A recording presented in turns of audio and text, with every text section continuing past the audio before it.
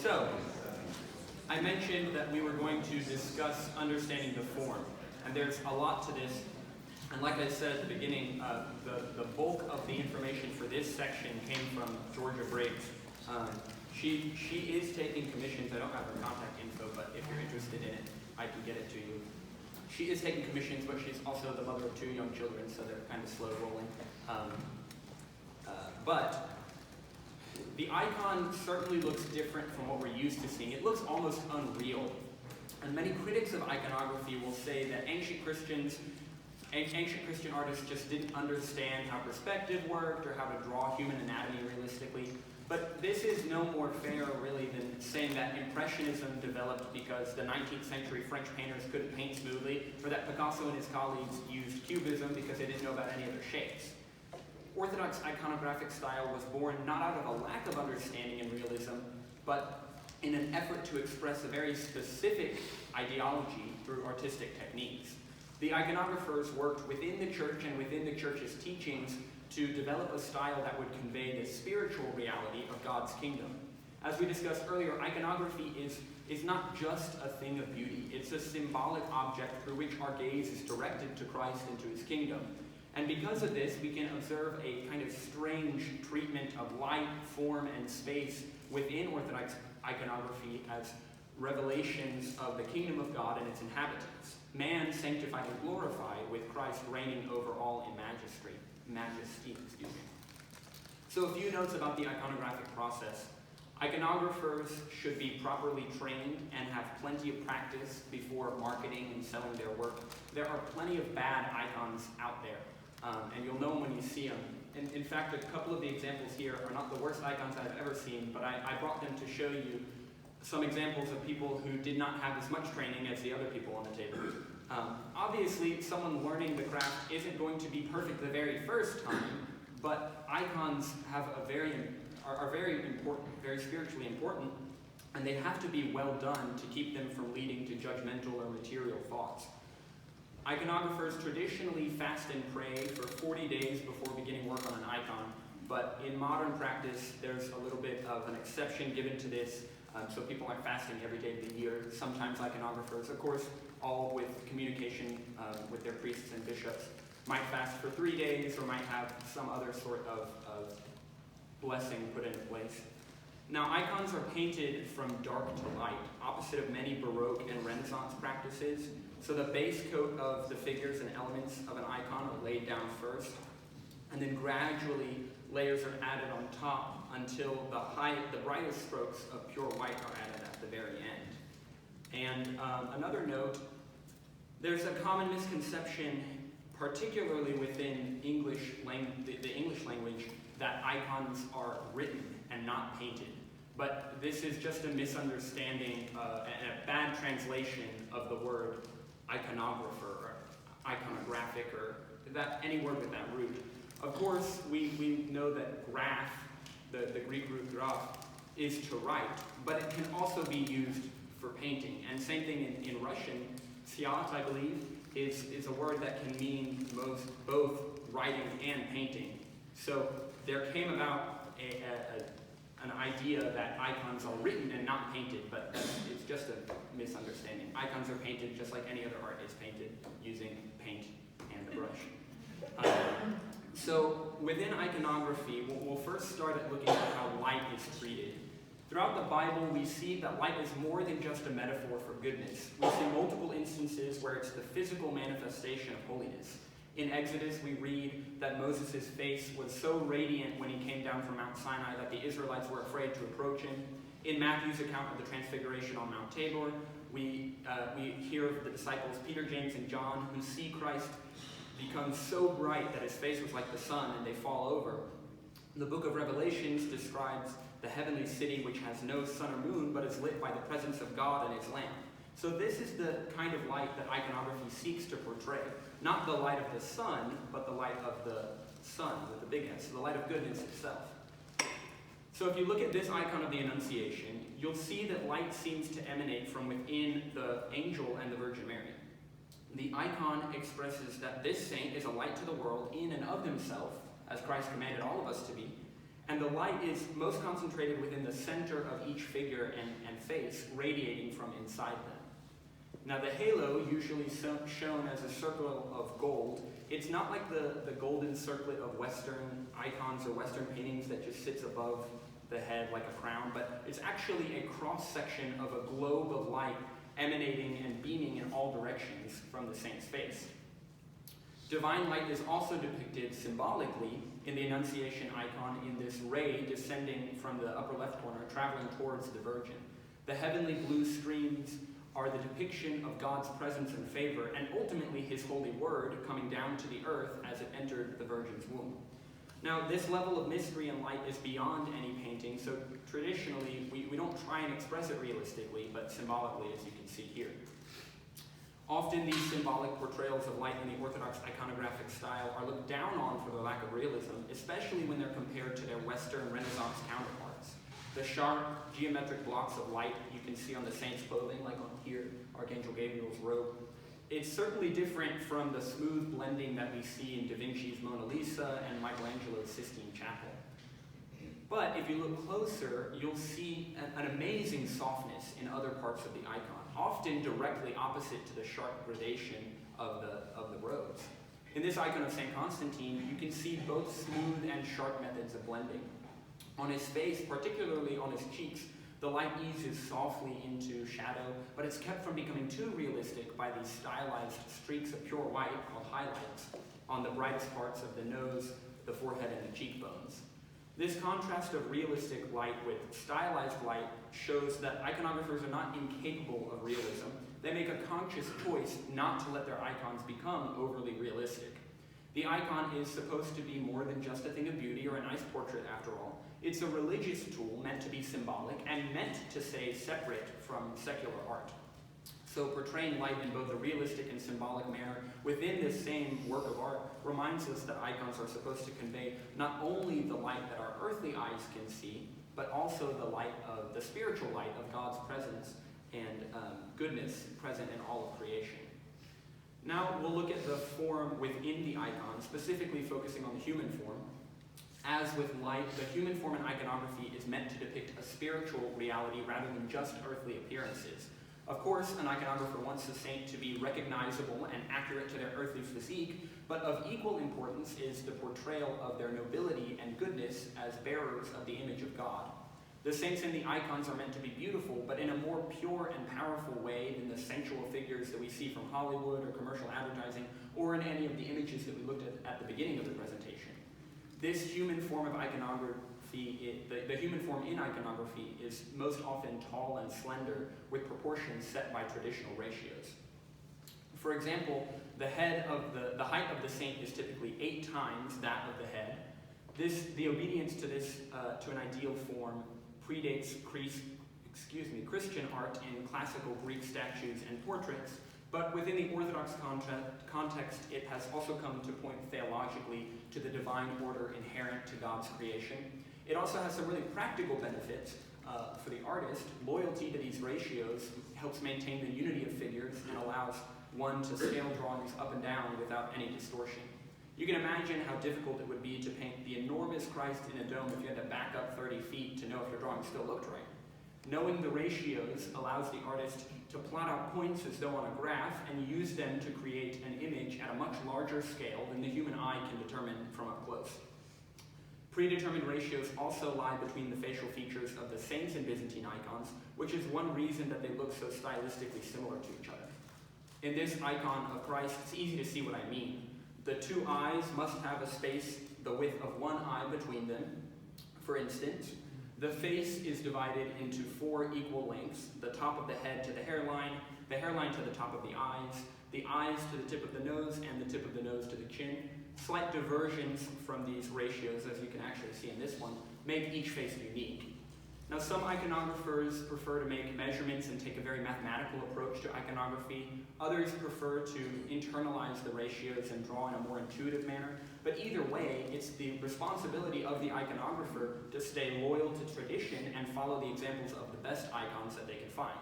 The greatest faces, painted by master iconographers, are characterized by their penetrating expression, large eyes, long noses, and small mouths.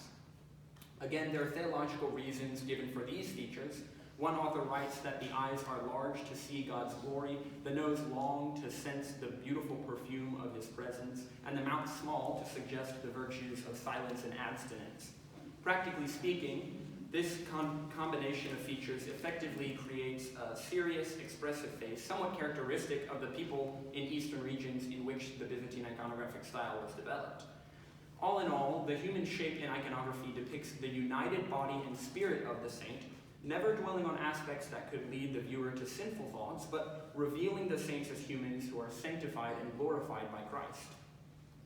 As you can guess by now, iconography is less concerned with recreating our limited human sight and more focused on portraying a heavenly reality. The perspective used within icons is often inverted perspective. Objects grow bigger inside the icon and smaller as they approach you, the viewer. The icon of the presentation of Christ in the temple is a good example. You can see the temple walls coming towards you. The theological implications of this are really fascinating. Since Orthodox Christians believe that icons are meant to be windows into heaven, the inverted perspective reminds us that windows go both ways. So as you're looking into the icon, heaven comes out to you. An inverted perspective suggests that the heavenly realm within the icon grows larger and larger beyond the borders of the frame.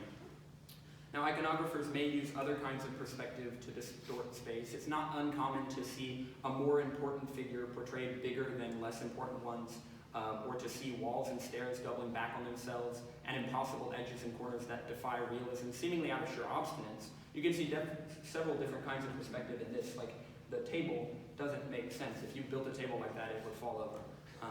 But the inverted perspective can also be seen in the faces of icons. We see more of the saints' heads than we really could in real life.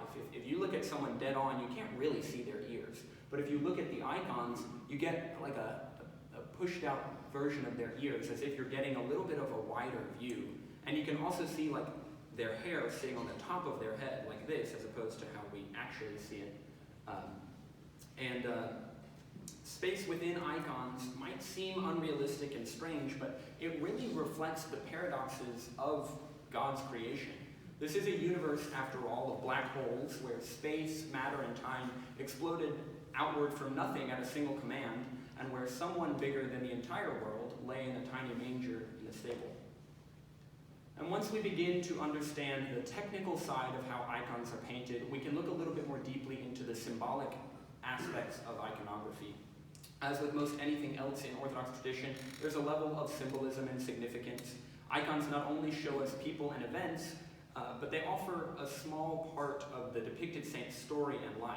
So let's discuss the parts of the icons that remain the same between almost every icon and iconographer: the borders, the backgrounds, and the halos. The border of an icon is traditionally a deep red or brown color. This color symbolizes earth or blood, or rather the flesh. And it reminds us that the saints were humans, just like us, just like we are, and the events depicted in the icons happened here on earth, and the people involved were just like you and me. And it serves almost as a form of encouragement. When we no longer want to persevere in good works and keep our faith, we're reminded that it's totally possible. We see all of these examples of people who've already accomplished this, and they're set forth, and that red border reminds us. Another way that the flesh is kind of represented in some icons is with this extended beveled edge that comes out, and then the icon sits on the inset. That's in the same way that the red border reminds us of the earth. It's like separating the world from the heavenly. And that's what this does. It shows you that the outer creation, it's something different from what's depicted on the inside.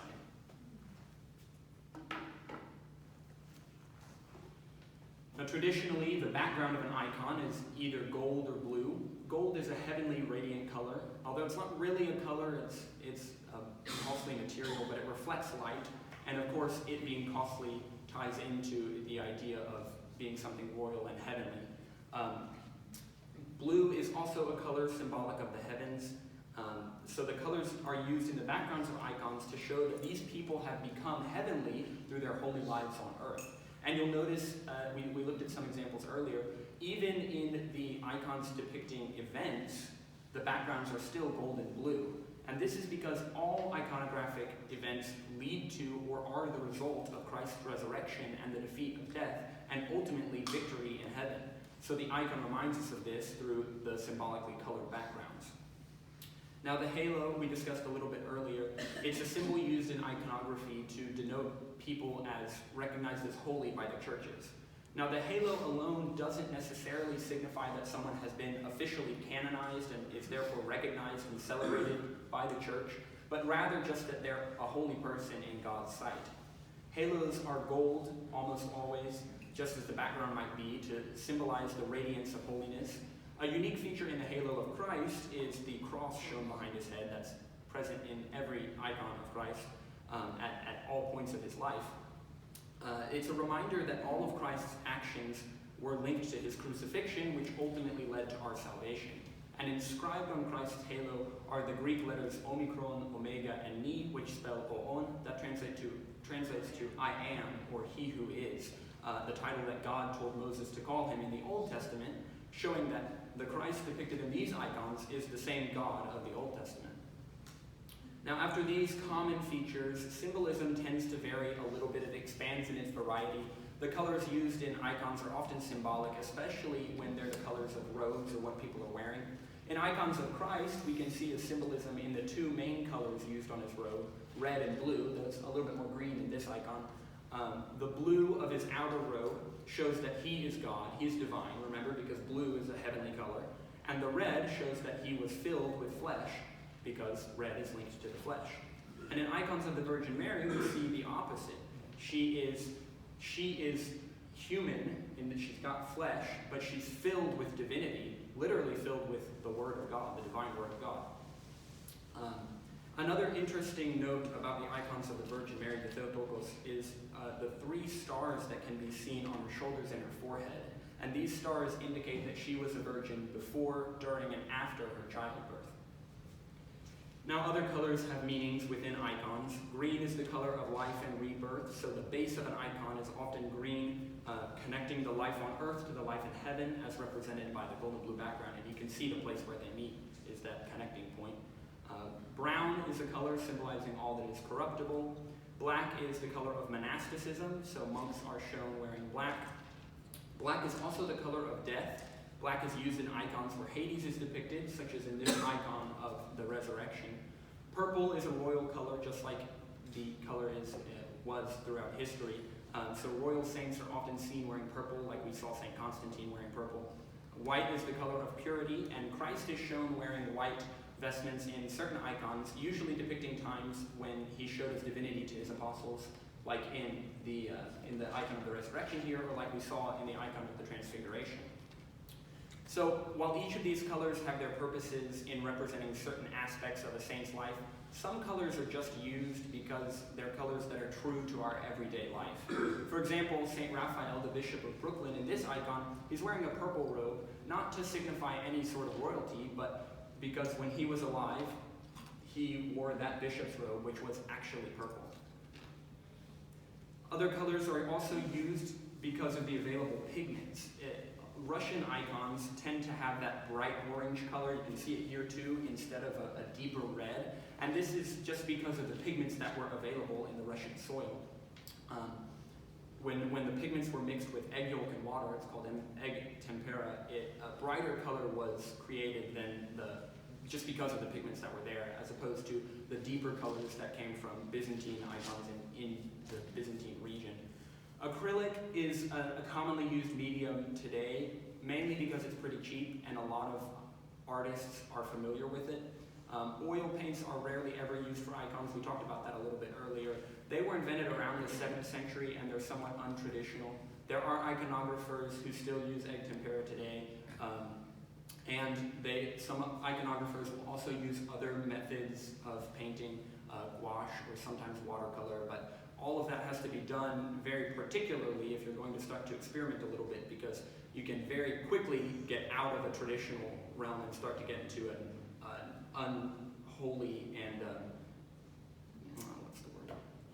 Contemporary. Very earthly and not heavenly path. Secular, there it is. Thank you. I have a question. Yes. Were there ever used, Fresco style in the churches to do iconography, or was it always in agriculture, even in the large spaces in churches? There were definitely examples, especially as in more and more modern iconography, even speaking around the 16th and 17th century, where frescoes were used, but a lot of churches, especially right around the time of the Byzantine Empire, used mainly mosaics, because that's what Hagia Sophia used, and Hagia Sophia serves as kind of the model of all churches from that point forward. So other parts of the icon help us understand more about the lives of the saints or about the events depicted. In iconography, icons that portray events happening indoors are shown with at least two buildings on either side and then a cloth hanging between them. You can see it in this icon of the Annunciation. Icons that happen outdoors show mountains and trees to let us know that they happened outdoors. Saints who are holding weapons and shields were soldiers who fought not only the good fight, but also fleshly wars for the protection of their countries or for the protection of the faith. Saints holding crosses were martyrs for Christ because they took up their cross and followed Christ even unto their own death. Saints who are holding spoons, cups, and boxes are most often unmercenary healers or physicians of some sorts. You'll also see some priests depicted holding the chalice, but they're going to be wearing priest vestments, so you can most of the time identify that it's not a physician as it's a priest. A scroll indicates holy wisdom and is most often seen in the hand of apostles or prophets. You can see it in the hand of St. Andrew, right? He's holding the scroll. Scrolls are also seen in the hands of saints who offered us many sayings or were hymnographers. This icon is a little section from St. John of Damascus. In this icon, you can see two church hymnographers, St. John of Damascus and St. Romanus the Melodist. They're both holding scrolls. And St. Patrick here, he was called equal to the apostles of Ireland, so he has a scroll there. Bishops are very commonly, if not always, depicted holding the gospel book, which is their main tool for propagating the faith. And especially in early Christianity, when there were no printing presses, not everybody had a copy, so it was the bishop's job to have a copy and to know his gospel well. So they literally carried around their gospel books. Now finally, within the icon, we can look at the inscription. Icons are inscribed using a font that matches the traditional look of icons. If the goal of an icon is to be used as a tool in prayer, then the typeface used has to match the icon in the achievement of that goal. Now this icon is entitled Saint Andrew because he is a saint. You'll see sometimes icons where instead of saint, you see the word blessed or venerable, or sometimes just the name of the person. Putting the inscription on is the very last step of the icon. It confirms the figure as a saint in the sight of God. And only canonized, glorified saints within the churches traditionally are addressed as saint. If they're not canonized or glorified, they can still be represented in iconographic form. They can still have a halo showing, like I mentioned earlier, that they're still holy, but rather than bearing the actual title of saint, they'll have another title such as venerable or blessed. In Greek and Russian and many other Eastern languages, the word for holy and the word saint means holy. It's the same thing in English, but in many Eastern languages, it's just one word. They're identified in one word. So that's why in Greek icons you see agios. It means holy because saint means holy, and in Russian and Romanian you see the same thing happening there. So the peculiarities of icons make more sense as you learn the theology behind them. As valuable as these facts are, however, the thing that will really change your feelings about icons is the simple act of looking at them. When you gaze into an icon for a long period of time, it ceases to be strange and it starts to make sense in a way that words can't describe. You may feel convicted, forgiven, comforted, peaceful, joyful, or hopeful, but it takes time, and no explanation or testimony can really give you the same knowledge that experience will. Icons are truly windows into heaven, a portal into a different world, far beyond the death and destruction that we so commonly see. They're more than just pretty pictures or religious art. They're spiritual tools that link earth to heaven, the unholy to the holy, sinners to saints, and man to God. They're the visual confirmation of our salvation and an ever-present reminder of the incarnation. The church has always used icons, not worshiping them, but worshiping God alone and passing honor to him through the images. But above all, we have to remember that every person is a unique, living icon of Christ, made in his image, his icon. So we must treat each other with love, honor, and reverence, seeing the image of Christ in everyone and understanding that by so doing, we show honor and love to God. If we are able to see others as icons of Christ, then perhaps by God's mercy and through your prayers, Orthodox Christians in the future may be painting icons of some of us. So that concludes everything I have, so let me know if you have any questions.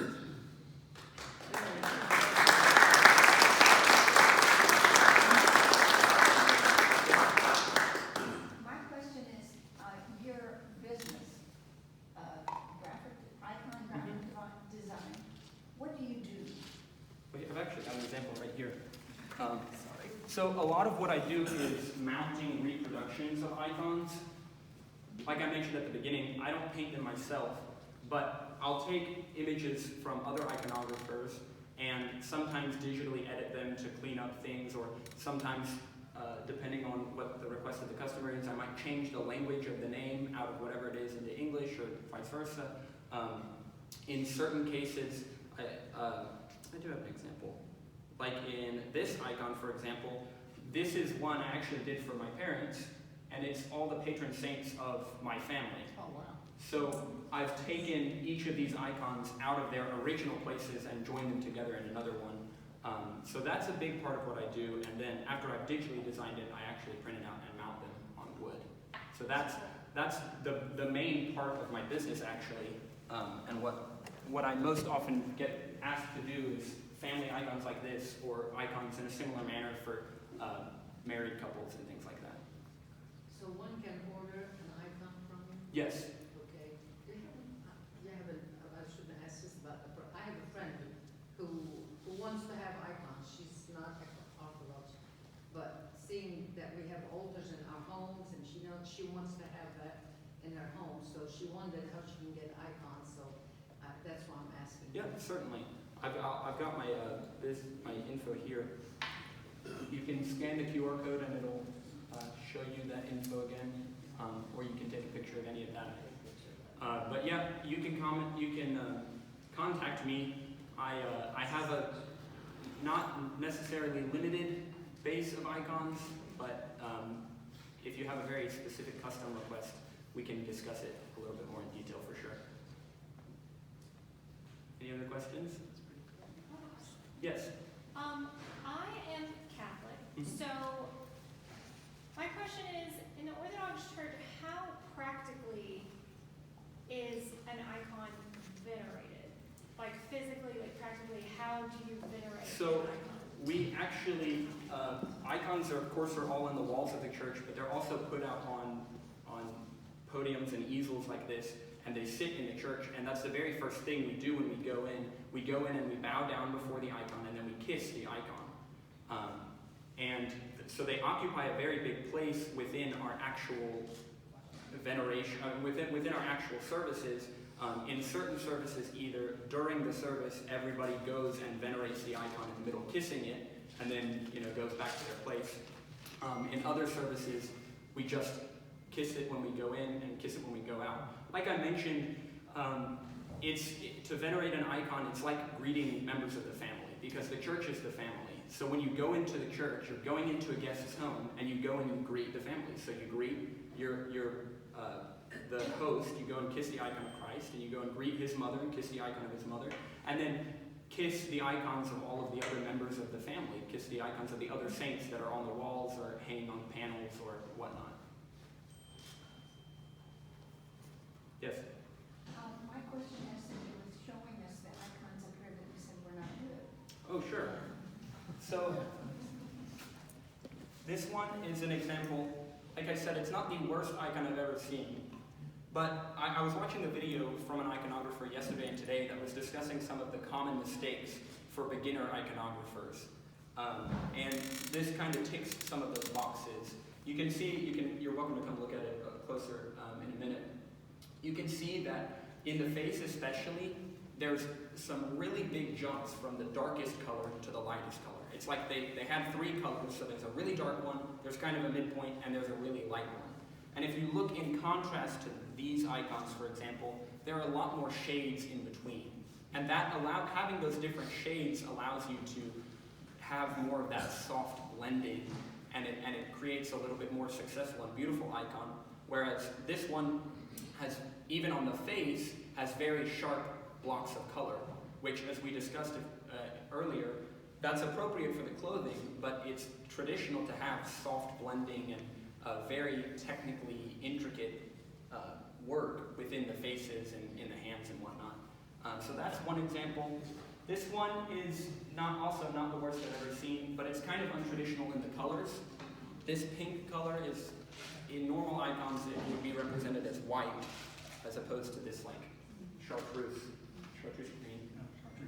green, sorry. Fuchsia, that's what I was thinking. But as opposed to that kind of odd pink. This one as well, again, not the worst thing in the world, but in a similar method to the smaller one we were looking at, it has some really harsh color changes, especially in the face. And you can also see there's a kind of an odd proportion within the hands and the placement of the hands and whatnot. So these were likely done by iconographers who weren't very experienced or who learned from people that didn't quite know what they're doing, which that's one of the things that the iconographer I was listening to in the video was saying is it's really important if you're going to try and learn iconography to have a good teacher. Because if you have a bad one, then you're going to learn bad technique. Just like with anything else. I mean, you can't expect to be an excellent baseball player if your coach doesn't know how to play baseball. So it's pretty common you'll see, and I mean, if you do a Google search of icons, probably a third of them that you'll find on there are going to be kind of, you'll notice that when you see it, you're going to, especially when you have them right next to each other, it's like, okay, this one is excellent, this one is kind of subpar. Do we have any good iconographer teachers in this town or? Someone else asked me that. Not that I know of. One of them not Huntsville. Except, yeah, but he's not teaching. Right. There are some local iconographers, but as far as iconography teachers, I heard word of a seminar being taught this summer, so that would be something to look into. I'm not sure exactly where it is. But you can also find some good stuff. I mean, the internet is a wonderful tool, and there are very skilled iconographers on even just YouTube that you can go access for free and learn from them. But it's important that you do it with the blessing of your spiritual father and your priest. You can't just go after it on your own. And you need to do it with some proper training. So the YouTube videos are only going to take you so far, and then you need to get in contact with someone who can actually teach you and work with you as you're doing it, as opposed to you finish something and send it and see what they have to say. There's a teacher named Julia Ritchey. Yes, yeah, she offers. She offers 50% off her classes every month. That's right. She's a Greek iconographer. She offers Patreon iconographic teaching classes that are really, really extensive. They start with simple techniques, and then some of them get into like very intricate how to paint figures when they're standing like this, and how to paint figures when they're sitting down, and things like that. So you can find them all online. Did you have a question? I just wanted to say that if anybody's interested, the Liturgical Arts Academy in North Carolina this summer, it's in the end of August, and they have an iconography section. It's about a week-long course, and I think it's pretty much filling up really quick. So if you're interested, you guys sign up soon. I think they have maybe 15 spots left or something. Wow, yeah, that sounds awesome. Yes. What all does the Orthodox Design Company make?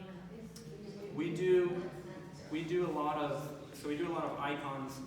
We do a lot of graphic design for, like I mentioned at the beginning, Orthodox businesses. We do logos and emblems, letterhead, things like that. I mean, just about anything that any other graphic designer does, we do. But most often within the context of something religious. And it's important, especially if you're working within mainly the Orthodox Church. Obviously, we're a church of tradition. We have our ways of doing things, and if you hire an external graphic designer to do design or an external anything to do stuff within the church, you're either going to get a poorly done result because they don't know what they're talking about, or you're going to pay them to look to research so that they know what they're talking about. Whereas for us, we know about the faith, we know the traditions and the symbolism and whatnot, so it'll save you money because we won't charge you for all of that. We'll just do the design for you. Yes? When I look at an icon, I want to know, okay, what scene is being depicted here if it's not immediately obvious. And I've noticed when the names are written in Greek or Slavonic, a lot of times they will take two letters and combine them in some artistic fashion, and when I barely know the alphabet, is there a source online that tells you what are the conventions here? I mean, we have a few in English, like the AE and Caesar are sometimes combined, but it doesn't confuse anybody. But these, unfortunately, there are not really conventions. It's kind of it's kind of up for whatever. This is one of the things that iconographers have a little bit more liberty to work with.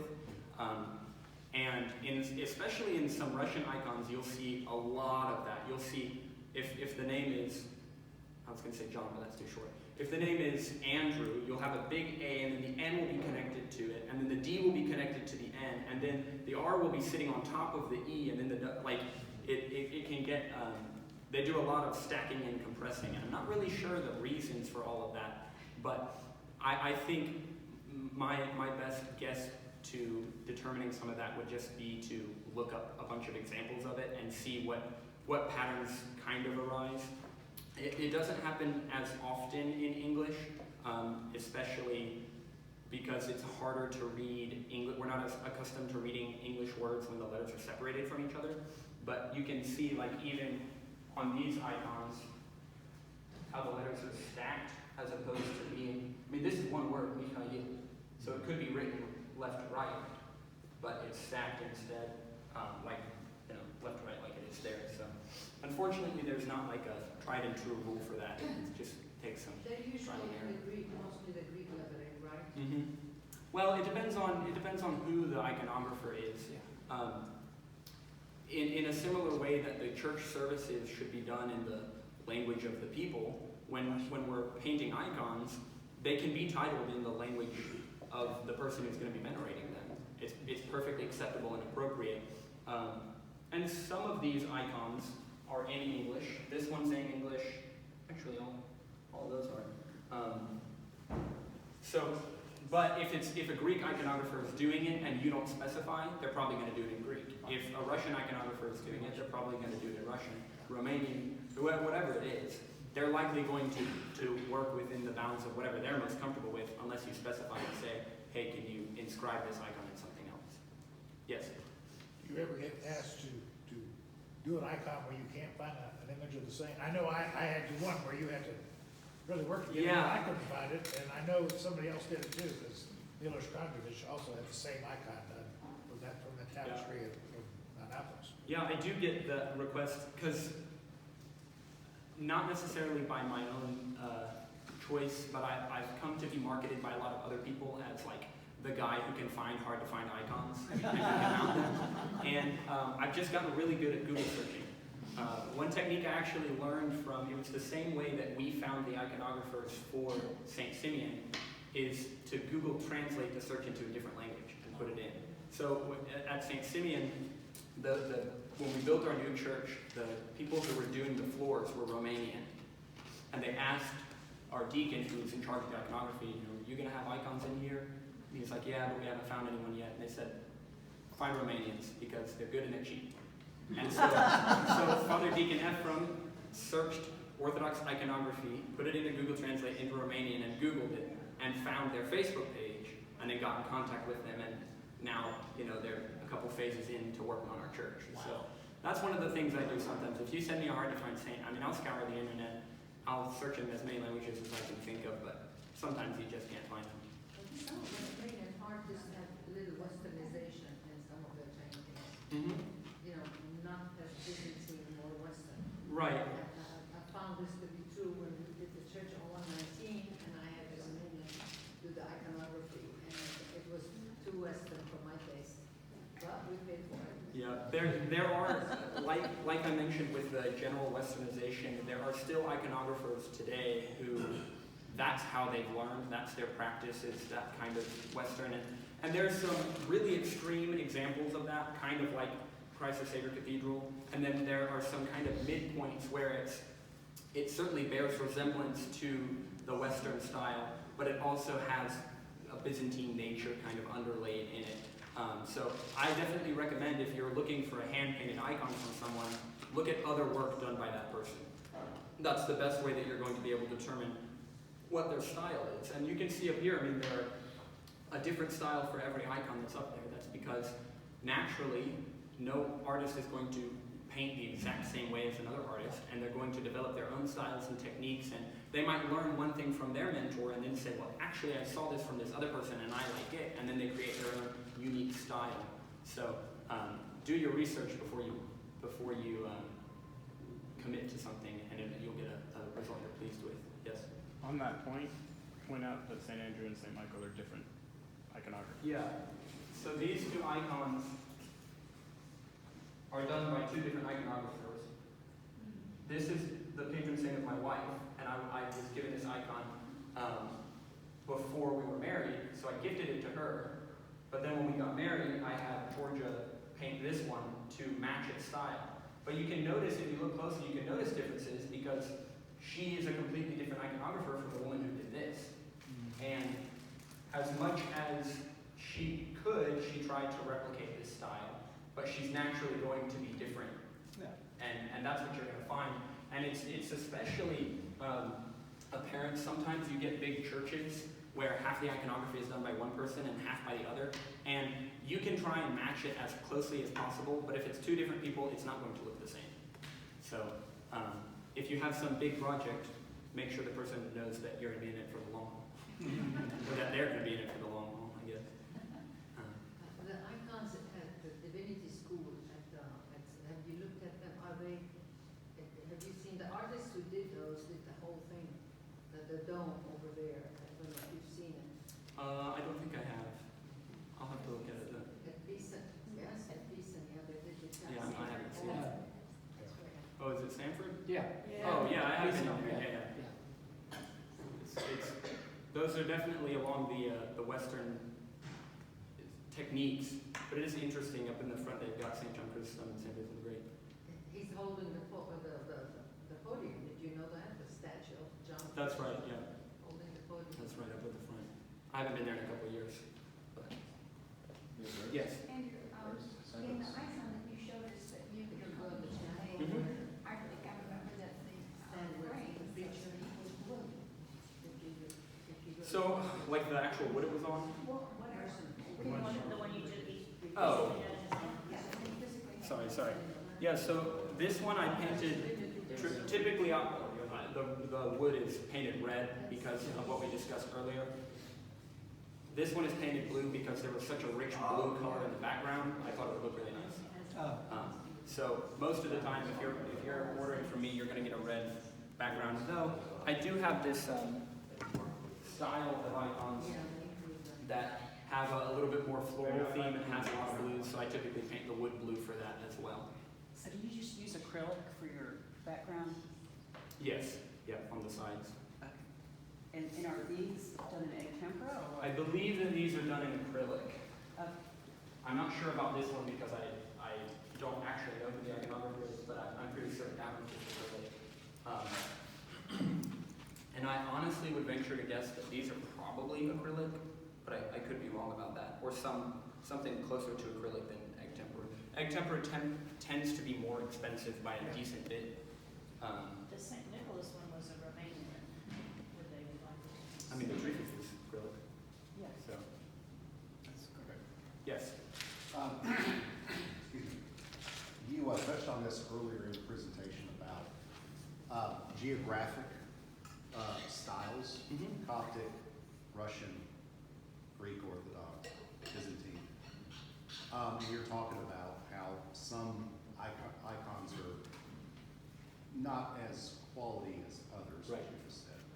When you're talking about those different cultures and those different geographic styles, is there a uniform kind of standard that that you can say, well, that's Coptic, that's Byzantine, that's and this one's really good for this geographic. Yeah. How do you pick out those So irregularities? to a really, really, really well-trained eye, which I am not, it is very easy to identify this is Neo-Byzantine, this is ancient Russian, whatever. In fact, our iconographer at St. Simeon, Aline Trifa, he can do that. I remember watching, he came into our parish hall and he said, oh yeah, well that one's in a Neo-Byzantine style, this one's from Russia, this one is Cretan done and whatever. But you know, he's a master iconographer, really knows what he's talking about.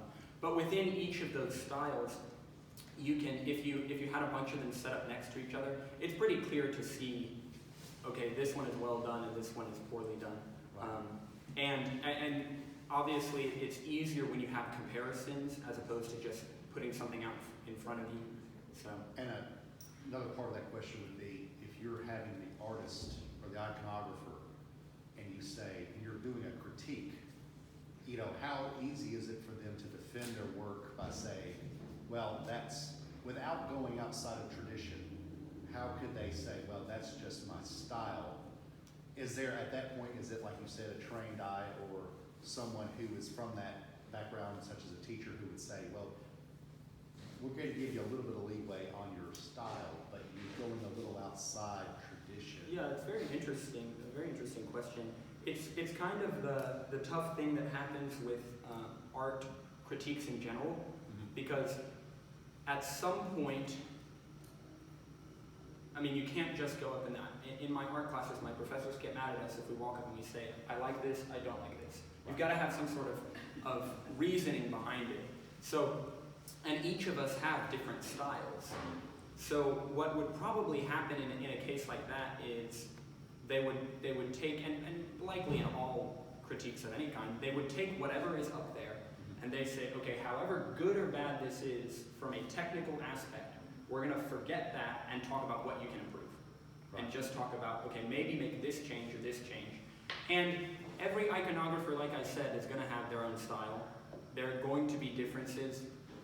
But if you're trying really hard to fit within one style, then you're likely going to have to modify what you're doing to be able to fit within that style.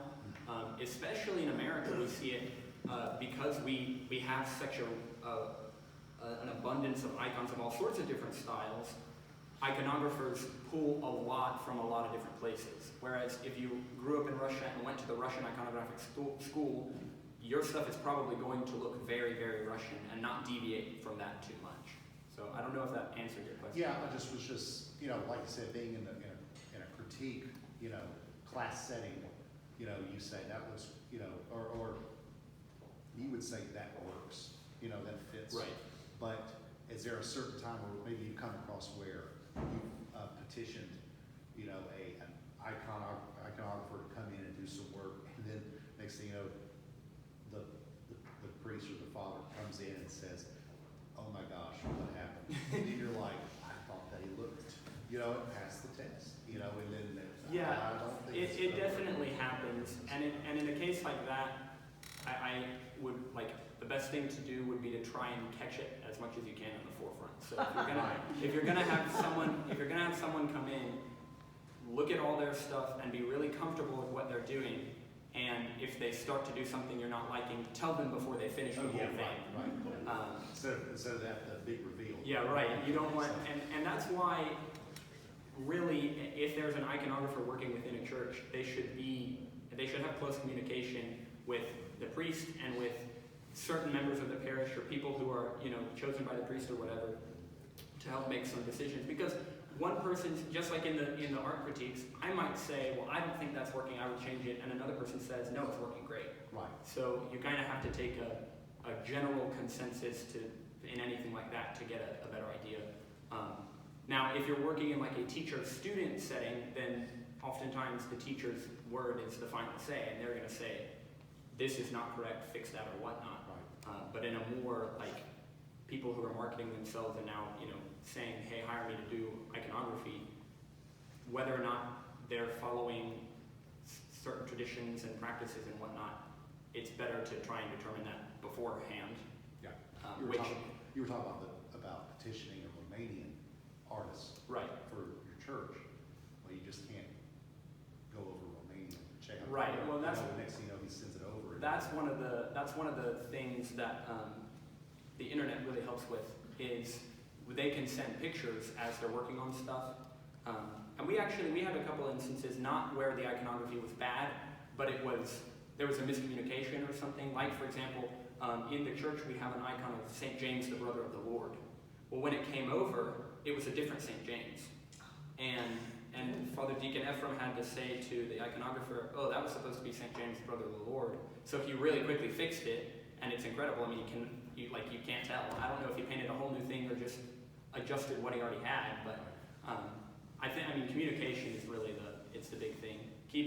And it's partially the duty of the iconographer and partially your job. You can be a little bit naggy and buggy and say, because you're paying for it, and obviously at some point you can't request too many changes that are going to go beyond what they're actually able to do. But it's your project that you're paying for, and that's, as a graphic designer, that's the annoying part, is when people request changes that you think are awful, but they're the ones paying for it. Right. So you gotta.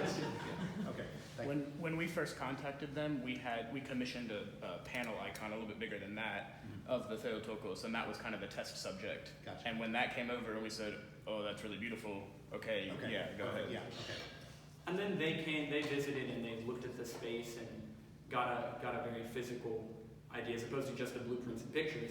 They came and they said, okay, I think I can work with this, do whatever. But they're also, Dr. Aline teaches at a school in Cluj, Romania. He teaches iconography, and he's been commissioned by the Patriarch of Romania, he and his wife, to do stuff. So he's definitely very, very accomplished and knows what he's doing, which makes him a little bit more expensive, but it was worth it because his stuff is incredible. Thank you. Questions related to materials that were used. You mentioned that in some of the earlier icons, they used a mixture of wax and pigment.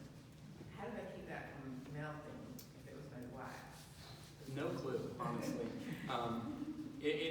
I should look into it, but there's got to be some sort of curing process and maybe a finish that they put over it or something like that to keep it from melting. And also, I mean, the properties of wax change a little bit. Like, it would have to be pretty hot for it to actually start dripping and melting. It might become soft at points, but and adding the pigments to it might change some of those properties of how wax naturally works. So. And my second question is the egg tempera paints. Do you have to mix them up yourselves, or can you buy them pre-made? You can probably buy them pre-made. I'm not familiar enough with them. You need to mix, because you have to have fresh egg.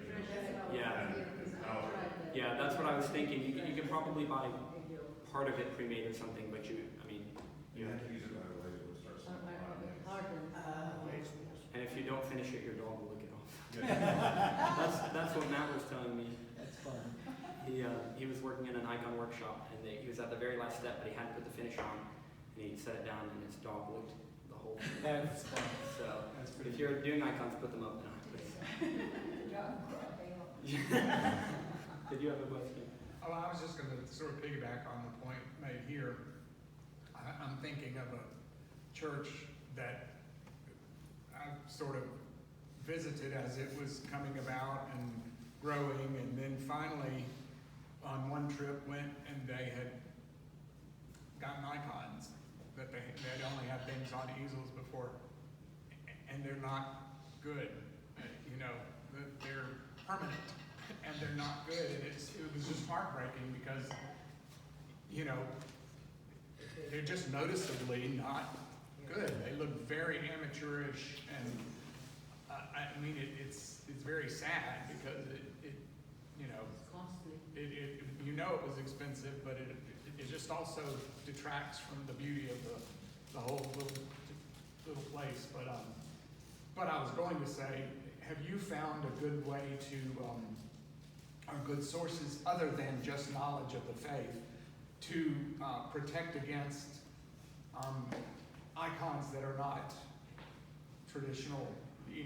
I'm thinking of the popular icon Mary, Joseph, and Jesus, and Joseph is like the loving husband leaning on his wife, and it's a very sentimental and beautiful icon. It's completely heretical. It's not at all in keeping with what we know of Saint Joseph and that whole situation and how those things should be portrayed. And I know that I have heard of people drawing, Martin Luther King in an iconographic style and things like that. Well, to someone who maybe is new to the faith or even outside of the faith, they may see that and just totally think that is part of our faith and what we adhere to, what we believe. They're icons painted of other people who are clearly outside of the faith, lifestyles that do not jive with Christianity, but they're painted in iconographic style. My question, I guess, is have you figured out a way to really, fact check those that could be recommended to someone who's searching for icons as a newer person? Not so cut and dry. One of the biggest things you can do to help other people is use in your homes, and if you're going to post on social media or something, whatever you do, making sure that the stuff you're using is good. And if you're uncertain, I would ask someone rather than just do it. But there are a lot of blogs and popular blogs and websites that discuss icons. You'll see, actually, I bet you if you Google search that, you'll find that icon with a big red X over it, which is like the headline image of this blog talking about how that icon is heretical. So it's not, I don't know, the big thing to do is just ask someone if you're really not sure. Educate yourself as much as you can. Make sure, just like you would fact check sources from anything, making sure that what you're reading is from a reputable source. And eventually, if you follow the trail back to back, it's going to lead to asking someone somewhere. Whether it's asking, hey, is this a reputable source? Or hey, is this a good icon? Or something like that. There are people way more knowledgeable than I who can help you with those things as well. So. Yes? Did you bring the sketch just to show how a beginning is begun? I actually brought this one because it's done with wood burning. So it was just showing another way we use icons. This one's not very good, but it is one that's done with wood burning. What you'll see sometimes is carved icons. Now, the Orthodox don't use statues, so if you're going to see a carved icon, it's not going to be a 360 thing. It's only going to extend about halfway out. And if it does go 360, then it's untraditional. We don't use statues like that. But you'll see some incredible carved icons. I actually, for a while, followed an account on Instagram that carved icons specifically for blind people, so that blind people could have something physical to feel since they couldn't see the icons. And icons inhabit within the church not only the walls and on the panels, but they're put on holy things. This epistle book actually has an icon of Peter and Paul on it, and on the back of the Virgin Mary. They're on the gospel, they're on the chalice. They're inside. Let's see, I'm just finding these books. They're inside our books. We wear them as little pins. I don't have any on, but we make them a very big part of our lives, not only just within our houses, but a good Orthodox Christian will have some paper icons in their car, or little icons, and you can buy ones that are like specifically made for your car that are just a couple inches long. I make some of those too, actually. So icons are a big part of the Christian life, and they should, you should have at least one icon in every room except for the bathroom in your home. And really, ideally, you have your own icon corner that has more than just one icon. Maybe has an icon of your patron saint, of Christ, and the Theotokos, These, just like I mentioned, these are images of the people that we love. This is our family. So if you have dozens and dozens and dozens of pictures of your family hanging on the wall, put dozens and dozens and dozens of pictures of your heavenly family. of your Father in heaven and your, you know, your spiritual mother and whatnot. Yes?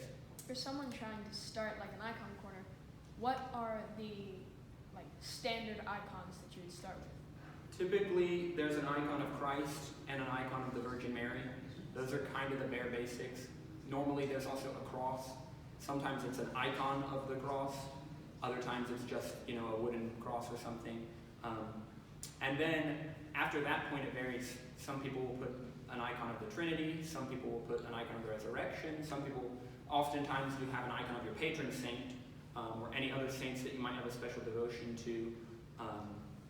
Some people get really elaborate and they'll get like this whole big matching set of the apostles and line the walls with them and kind of make their own little iconostas on the wall. And I mean, that's beautiful. But really, Christ, Theotokos, a cross, and your patron saint are kind of the bare basics of what to have in your icon corner. Any other questions?